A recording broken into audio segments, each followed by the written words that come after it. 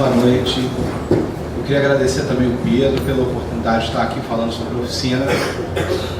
Eu lembro do e-mail que ele me passou, nos chamando para poder, enfim, estar aqui hoje com vocês. E eu perguntei para o Pedro, pô Pedro, mas é para fazer o quê, né? Para mostrar o quê? E aí ele me respondeu, é para mostrar a oficina. E para a gente é novidade, né? Assim, a gente já falou sobre a oficina em outros momentos, mas eu acho que a gente está num momento bacana no escritório, onde a gente tem 12 anos de produção arquitetônica para a cidade, né? Já não somos tão jovens assim, eu tenho 2 filhos já, anos que eu tinha, quando o escritório, né, surgiu.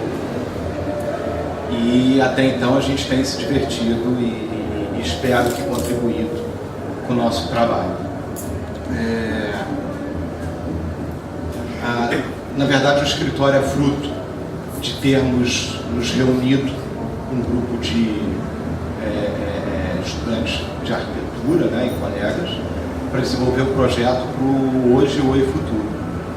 Para vocês terem ideia, faltavam 6 meses para que eu pudesse me formar, ou seja, eu tinha que fazer o TFG. E antes disso, a gente conseguiu montar o escritório e desenvolver o projeto do Oi Futuro. A oficina, normalmente, ela trabalha em diversas escalas da arquitetura, né? A gente costuma dizer que a gente faz desde a casinha do cachorro até um morar carioca, por exemplo. E isso é muito interessante dentro do escritório, porque a gente dá muito valor a essas questões da escala. E para a gente é muito importante porque a gente consegue praticar a escala de diversas maneiras, em inúmeras situações. Então a gente tem muita gana em estar trabalhando e principalmente experimentando a arquitetura.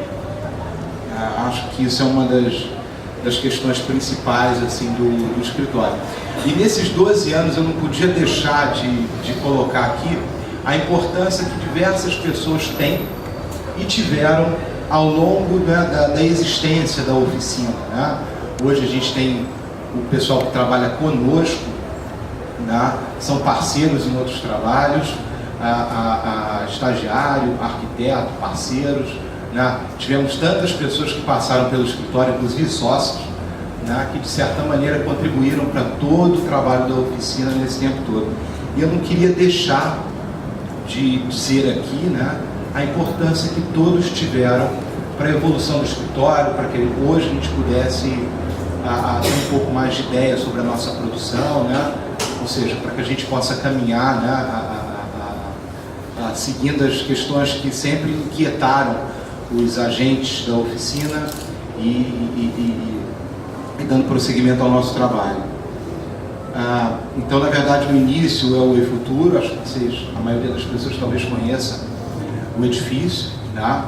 Para a gente foi incrível ter a oportunidade, por exemplo, de desenvolver todo um projeto executivo de detalhamento, né? Antes de sair da universidade, né? A gente aprendeu no canteiro de obra, né? A gente errou muito e acho que acertamos em algumas coisas também, né?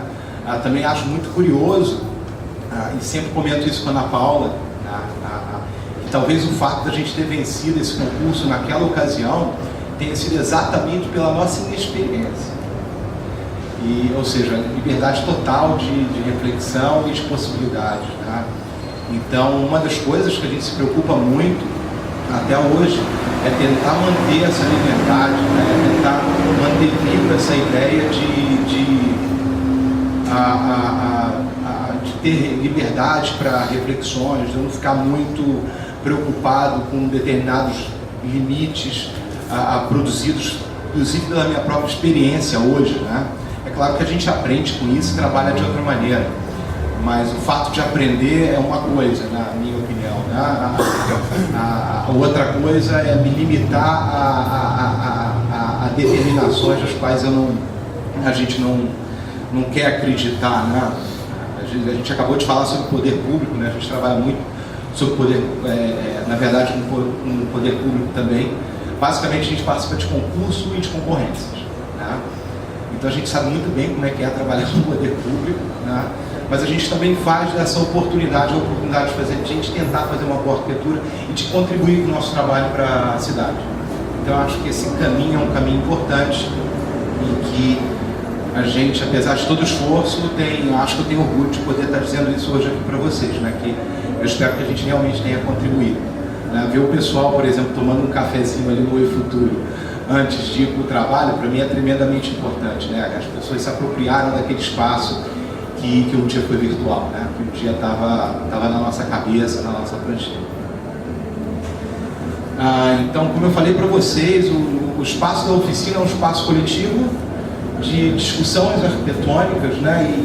E na verdade eu mostrei um conjunto de imagens para vocês porque eu queria mostrar ou tentar evidenciar para vocês o quanto é intenso a nossa produção de, não exatamente um determinado projeto, mas como a gente chega, ou seja, o processo de projeto, como a gente chega a um conjunto de trabalhos que a gente tem. E isso é muito exaustivo, né? E ao longo desse tempo todo eu tenho imagens aí de vários outros trabalhos, né? De inspirações, de questões das quais a gente levantou dentro do escritório, ou seja, a oficina sempre como um espaço de experimentação e de revelações, inclusive intencionais sobre aquilo que desejamos, enfim, de outras questões que achamos importantes para a arquitetura. E a gente realmente busca, né, a gente se inspira em projetar sobre a ótica da tecnologia construtiva, né, do design contemporâneo, das pessoas, né, a percepção do lugar, vislumbrando sempre que é possível a parceria com profissionais habilitados para estarem conosco e pensarem a cidade conosco ou a arquitetura conosco. Então isso é uma das questões que eu acho que é importante no projeto. E eu queria mostrar um pouquinho para vocês, na verdade a gente fez uma listinha de alguns dos nossos trabalhos na área de concursos principalmente, né? Prêmios e colocações que nós ficamos, na verdade, num conjunto de concursos. A gente está sempre trabalhando no concurso porque a gente pensa que a melhor maneira da gente se manter atualizado é estando no concurso e na verdade, o concurso nos possibilitou hoje ter um escritório, né? Ou desenvolver isso que a gente vem trabalhando aqui. Então, para a gente é fundamental que exista concurso na cidade do Rio de Janeiro, seja em qualquer lugar, né? Nas suas diversas modalidades.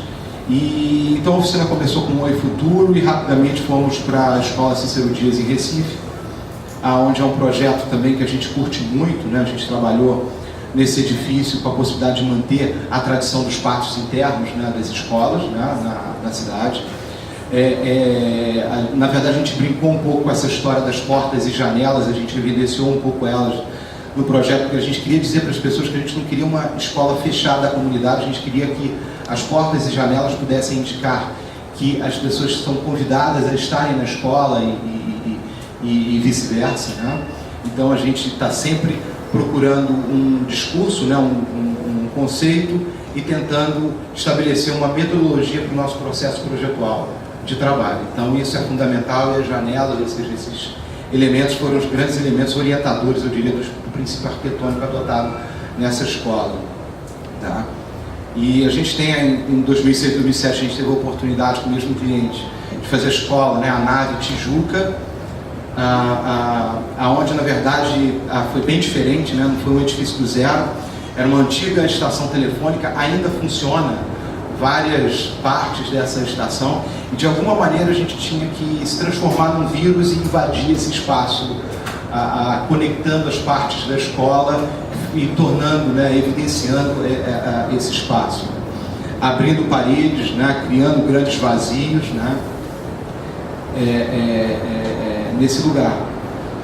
Também é um projeto muito interessante para a gente, né? Na verdade colaborou de forma bastante positiva a nossa evolução, né? A evolução, na verdade, do nosso trabalho. A partir de então, eu acho que o edifício da Anvisa, ele foi um projeto que a gente fez para a BioRio, né? Na Ilha do Fundão, o Programa de Nações Unidas, né? O PNUD, e na verdade é um laboratório para análise do tabaco, né? A gente trabalhou, os caras tinham passado para a gente, foi uma concorrência pública, né? Então os caras tinham passado para a gente uma daquelas plantas que eles fazem e chamam de estudo preliminar. E nessa história, né, o edifício ele era muito contido e um dos nortes era, cara, olha só, você não pode mexer exatamente muito nessa planta. Então a gente entendeu que tecnicamente aquela planta era o que eles entendiam como um resultado positivo para aquilo que eles precisavam, e a gente propôs que o edifício pudesse ser abraçado, né, envelopado com uma pele, e que a gente pudesse criar, né, nesse perímetro diversos espaços para humanizar um pouco mais o espaço do laboratório, né, as áreas do laboratório. E então fizemos isso, né, o laboratório é todo em aço cortem, né, é uma pele que flutua, né, e ventila nas laterais, os moldes do e-futuro em parte, né, a gente tem um conjunto de pergolados que também cria espaços de praça e tal nesse trecho. Não queria prolongar muito porque a gente tem um conjunto de outras coisas para mostrar, e eu acho que vai ser interessante para todo mundo, né? Então, o edifício também tem questões referentes à sustentabilidade, né? Na verdade, a gente fala sobre sustentabilidade, mas eu acho que o fato de se fazer boa arquitetura, ou de ter a intenção de se fazer boa arquitetura, isso já está embutido nessa história, né? Nesse modismo, né? E daí a gente passou para o Sesc Brasília, que também foi um trabalho muito instigante para a gente. Na verdade, a gente desenvolveu esse projeto sem brincadeira. Acho que foi no final, foi numa sexta, sábado e domingo, em que a gente tinha que entregar, a gente enrolou pra cacete para poder entregar esse trabalho. E daí a gente conseguiu, enfim, ter a ideia de poder trabalhar com o terreno, de poder construir o terreno e de fazer com que a área social do Sesc pudesse funcionar como se fosse um chapéu, né? um grande chapéu protetor, né? Para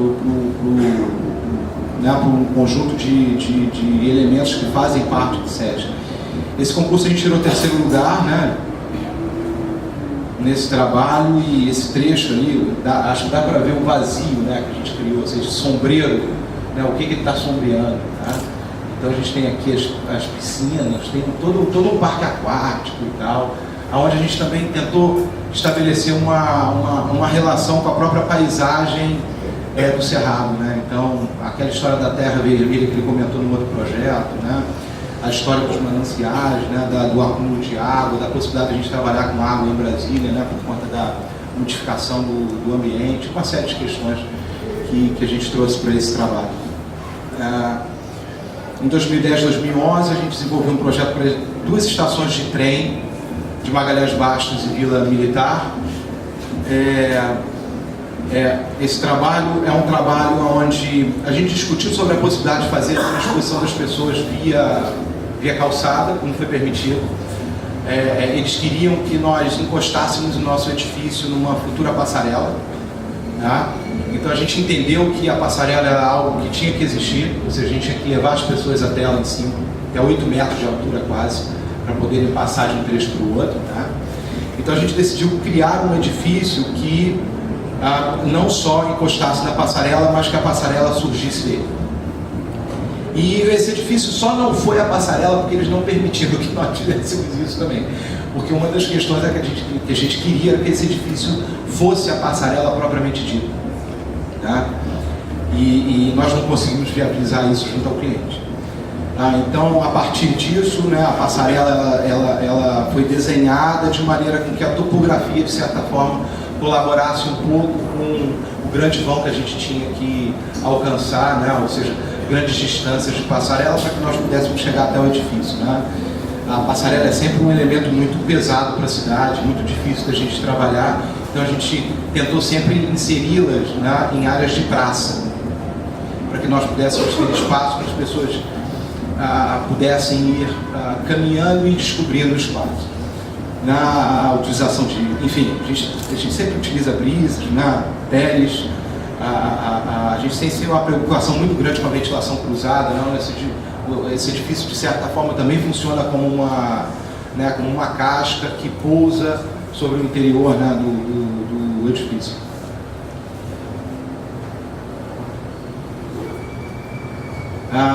Esse é um edifício muito especial para mim, ele está sendo construído na UF. Eu e a Ana Paula, a gente se formou na universidade, tem 2 trabalhos aqui que a gente tem muito orgulho de ter desenvolvido para a universidade.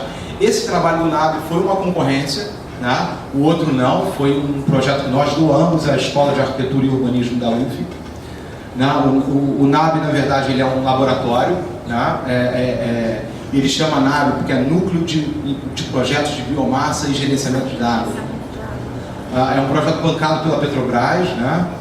E na verdade ele tenta resgatar um pouco. O campus da UF eram edifícios próximos com pilotis.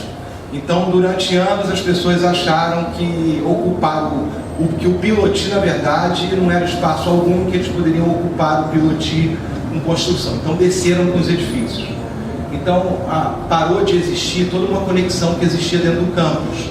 Ou seja, aqui, esse edifício, ele não está na cidade, na malha da cidade, ele está inserido numa malha de campus universitário, tá? Eu acho que isso é importante de ser mencionado, né?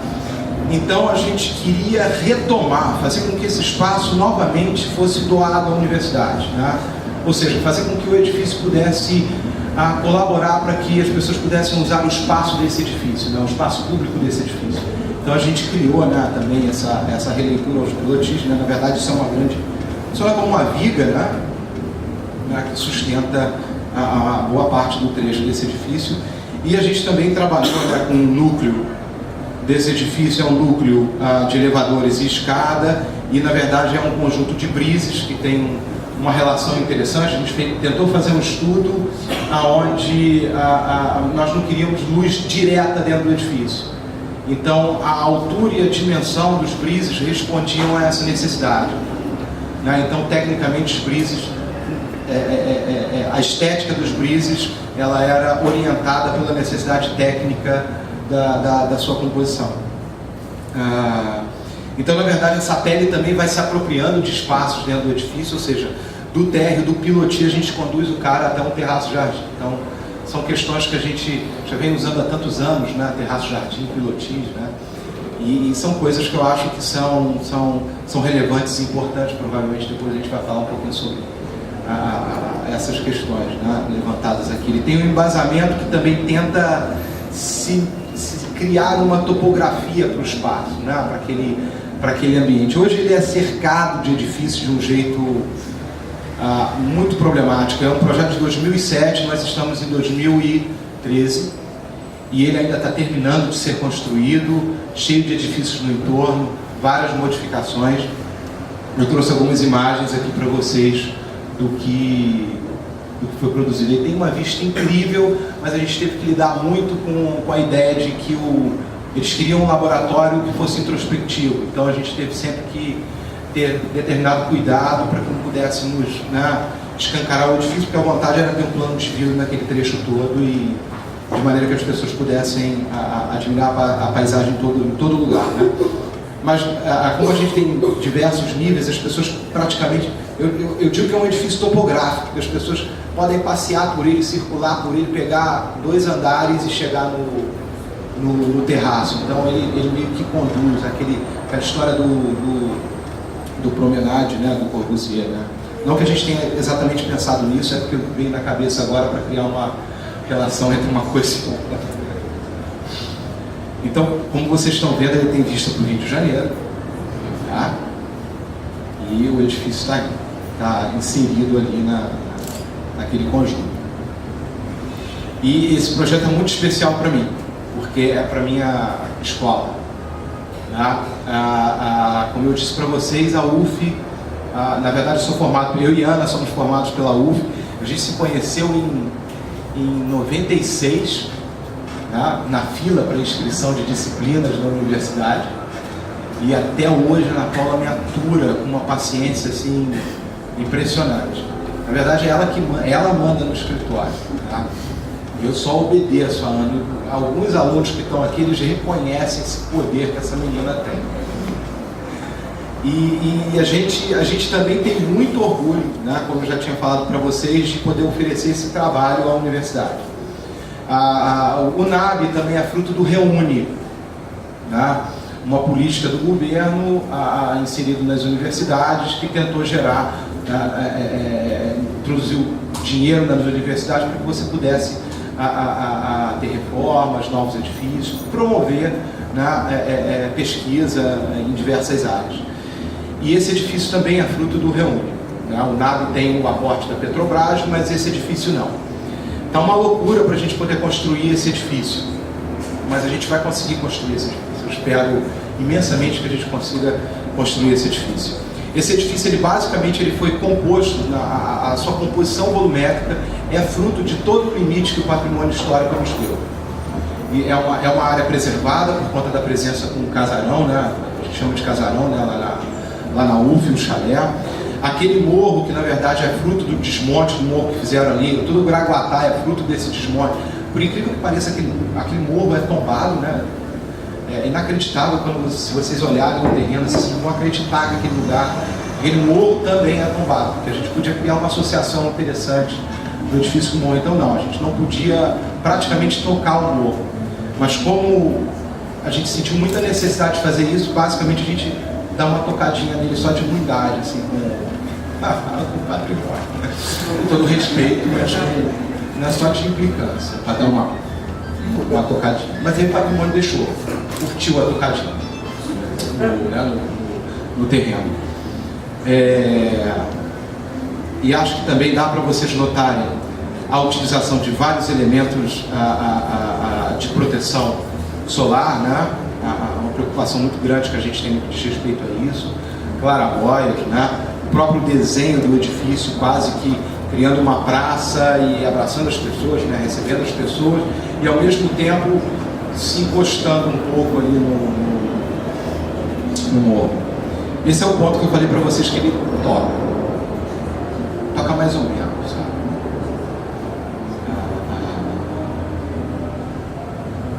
Essas fotos foram tiradas da maquete lá na Escola de Arquitetura, atrás está o casarão.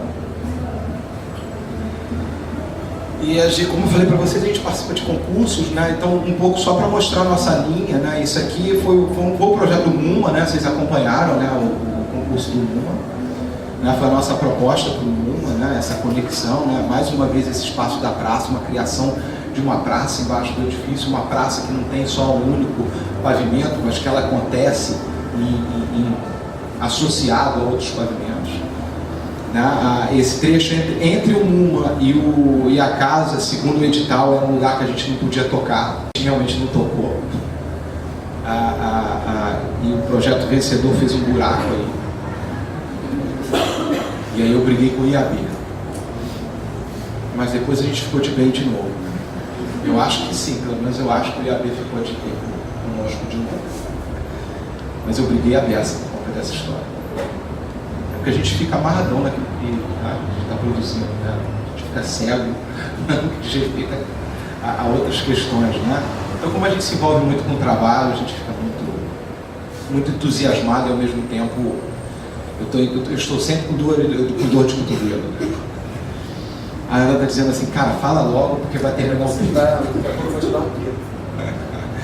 Então, como eu falei para vocês, a gente também tem o Morar Carioca, né, o projeto lá do escritório, né, a gente vem trabalhando em todas essas escalas, né, eu vou passando um pouquinho para vocês aqui um pouco do material que a gente desenvolveu para esse trabalho.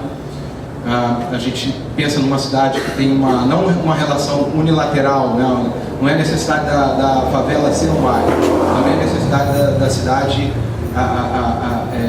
absorver a comunidade, né? Então, na verdade, é uma via de mão dupla, né? Existe um esforço bilateral que tem que existir. Então, a gente acha que esse reconhecimento tem que ser dos dois, né? Da cidade formal e da cidade informal. E a gente discutiu por que não criar grandes espaços da cidade formal dentro da cidade informal, né? Imagina você ter um museu lá onde cada um de nós possa ter acesso vou dar um pulo lá para estar no museu, porque lá é muito bacana, tem uma exposição irada. Então, na verdade, esse projeto ele caminha para essa questão. Esse foi a nossa proposta para a Firjan. Vocês viram a do Tosten que ganhou, tá? A gente ficou entre os 10 na Firjan, onde a gente tentou criar um espaço mais aberto para o edifício antigo. Ele vem se descortinando, tá? Como eu falei para vocês, esse edifício, né, todo trabalho do escritório, a gente sempre trabalha com um conjunto de parceiros, né, e na Firjan não foi diferente, né. Acho que é importante dizer que o Vitor e o Honório estão aí. É só o Vitor e o Honório, mas tem mais alguém. Acho que é só o Vitor. Juliana está aí? Então, Juliana, Vitor, Honório, todos eles contribuíram para esse trabalho e foi um trabalho bem bacana de fazer, a gente curtiu muito desenvolver esse projeto. É uma daquelas dores de cotovelo tremendas que eu continuo sentindo até hoje, com todo o respeito a todos os outros trabalhos. Né? Bom, enfim, tem um conjunto de questões para falar, mas talvez o tempo não esteja adequado. Só para vocês olharem um pouquinho o edifício, a forma como ele se descortina para o edifício antigo, a maneira como as pessoas se apropriam desse espaço e como ele externa a sua existência para a cidade. Outro trabalho nosso é as arenas da Copa, né? Nós ficamos em segundo lugar, né? O Gabriel sempre me sacaneia, diz que vocês podem entrar no concurso onde a população escolhe qual é o vencedor. E na verdade foi isso, né? A população escolheu o outro, né? Um outro projeto como vencedor. Mas é um projeto que a gente também, cara, curte muito e ele surgiu de uma discussão boba sobre a bola, né? De uma coisa ridícula a princípio, mas aí a gente começou a tentar trabalhar um pouco sobre a estrutura dela, né? Porque afinal de contas ela é mais rápida ou não em função dos gomos, né? Das costuras dela, ou seja, da estrutura dela. Então, jogadores reclamam, né? A FIFA impõe determinadas coisas, mas a bola, né, é o centro das atenções. Então, por que não pensar nisso como uma estrutura, né? Como um elemento estrutural? E todo o projeto seguiu esse norte e nós fomos até o fim com essa estrutura.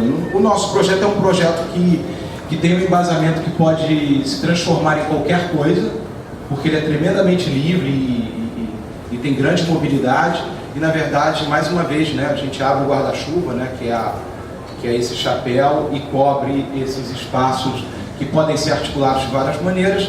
Inclusive no concurso não existia um determinado terreno, né? Era para que esse projeto pudesse ser adaptado a 14 sedes. E então vocês imaginam, né? A gente não tinha segurança de terreno nenhum. Então a gente achou que era muito interessante criar um edifício que pudesse ter a mobilidade de se adaptar a diversas situações. Algumas imagens. A luz se apaga. Sesc Franca, também com importante parceria do Vitor, que está aqui, né, o Honório. Foi um projeto que a gente entregou e eles não receberam. O Vitor já está botando a mãozinha ali, deixa eu passar rapidamente. Isso é um outro trabalho que a gente está fazendo no ginásio aqui, onde a gente tem feito intervenções pontuais, né? Numa nova imagem para um ginásio, o nome Vicente Licinho Cardoso, né? Um ginásio experimental de artes visuais. Trabalho também muito bacana, né? A Ana que está à frente dessa história de resgatar a autoestima, né? Dos alunos, enfim, a gente tem curtido muito o resultado que pouca coisa como essa, né? O simples fato de você modificar algumas questões do espaço é importante para as crianças, né? Para a ocupação desse mesmo espaço. E por fim, nós temos uma parceria com o grupo que está desenvolvendo o projeto para os Hall 4, na verdade, do handball, né? Aqui dos Jogos Olímpicos, a Lopes Santos, a DW e a MBM. Na verdade é o consórcio, né? A gente vem trabalhando em parceria com eles desde a elaboração de todo o material para concorrência, né?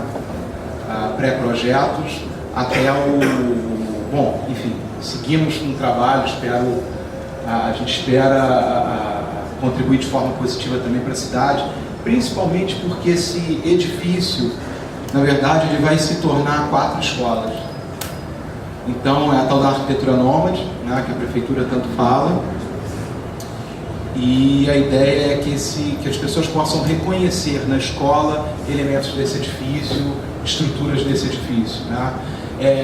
A gente também diz que na verdade, hoje o handball se veste de escola, né? Então, é isso que nós queríamos as pessoas compreendessem quando olhassem para as escolas, né? E a gente acha que a nossa contribuição vai estar aí. Que bom que vão virar escolas, ou que seja qualquer outro tipo de equipamento público, né? Não vai simplesmente desmontar e levar embora. Então é isso, obrigado pelo de novo. Eu espero que vocês tenham curtido. Obrigado pela oportunidade.